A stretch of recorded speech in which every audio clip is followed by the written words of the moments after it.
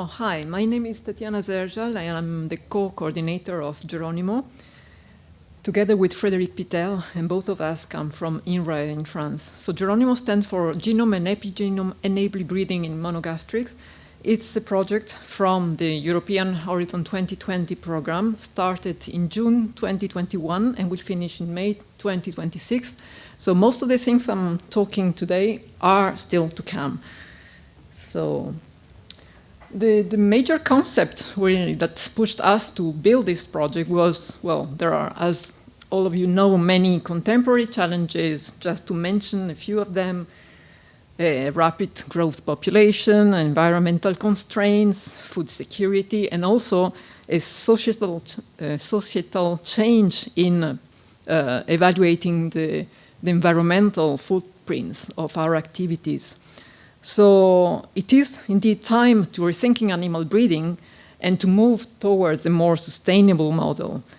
And today we have, as you already heard by others, a large use of omics technologies that can bring new information, as well as a large range of information linking genetics to phenotypes, including both genetic and non-genetic mechanisms that might intervene to control traits.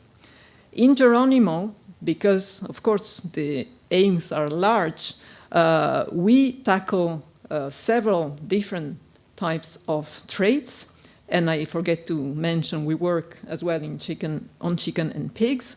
And among the traits that we study are production in terms of quality and quantity, efficiency, productive longevity, fertility, resilience, animal welfare, and health. So a large package of traits. And the global aim of the project is to promote innovative genomic and epigenomic enabled selection methods that Mario will talk about later, or at least mention to them, to sustainably improve chicken and pig production, guaranteeing diversity.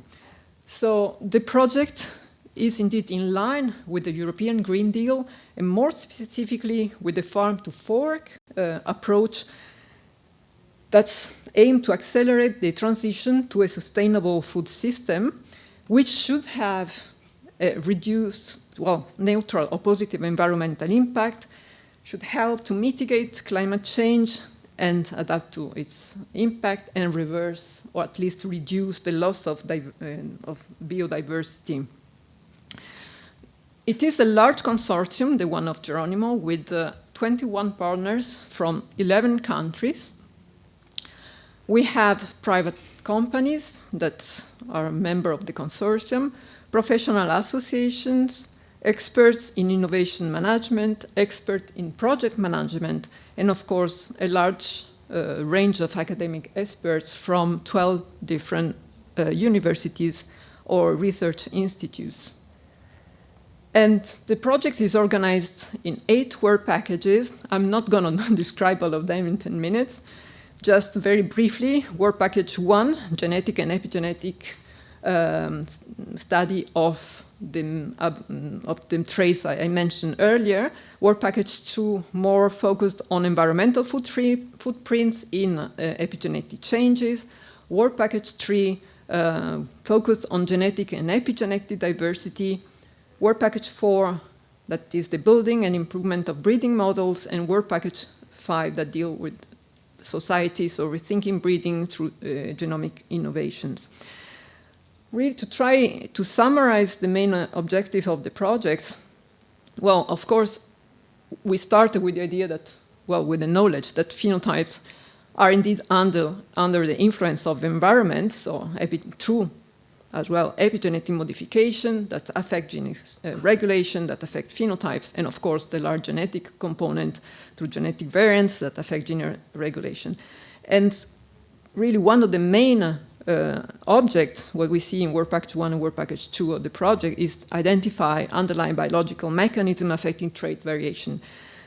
And this large set of genetic and epigenetic data that will be produced and actually are ongoing now, produced in the project, will help to map genetic and epigenetic diversity of local breeds and propose strategies to optimize the conservation of genetic and epigenetic diversity, work package 3, and as well develop and validate methods to improve selection strategies, integrating functional information and non-genetic component, work package 4, and Mario will talk more about this aspect. These large ambitions of the projects really are possible thanks to the large number of animal samples. We will have genotypes, we will genotype roughly 6,000 animals, epigenotype around 10,000, transcriptomic data from 2,000 animals or samples, genotype and phenotype from breeders, more than 90,000 genotypes and phenotypes from animals, both pigs and chickens. All this to identify genetic and epigenetic variants involved in quantitative traits variation, and we put the package there, including QTL, EQTL, MEQTL, so for methylation quantitative traits, as well as quantitative trait methylation, so the QTM. And this is why we need really large number of data to perform that. There is also the work package 5, as I mentioned briefly. It's really work to integrate assessment, to develop an integrated assessment of genomics innovation, including ethics and social sciences. You will probably hear something about it soon after me. And the activity are really analysis of the societal, ethical, and legal issues related to genomic innovation, analysis of the feasibility, risk, and benefits of genome-epigenome editing through a simulation approach. And there is also a proof of concept about editing some epigenetic marks at specific target sites using organoids.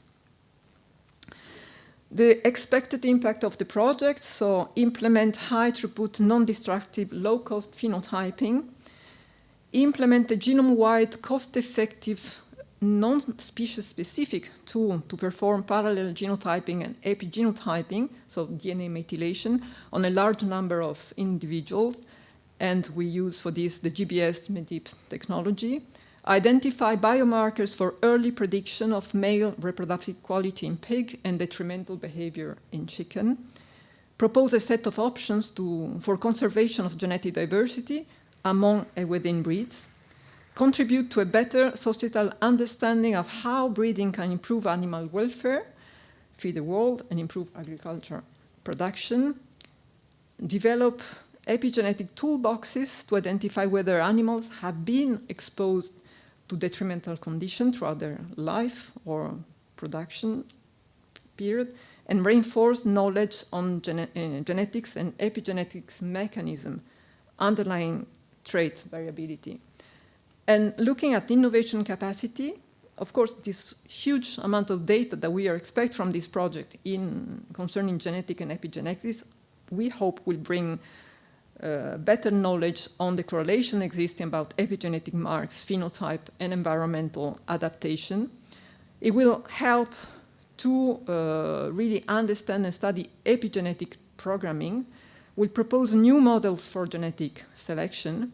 And in terms of traits, we'll indeed work to improve sperm quality, improve feed efficiency, and be better, let's say, prepared for the extension of laying period. And I thank you for your attention.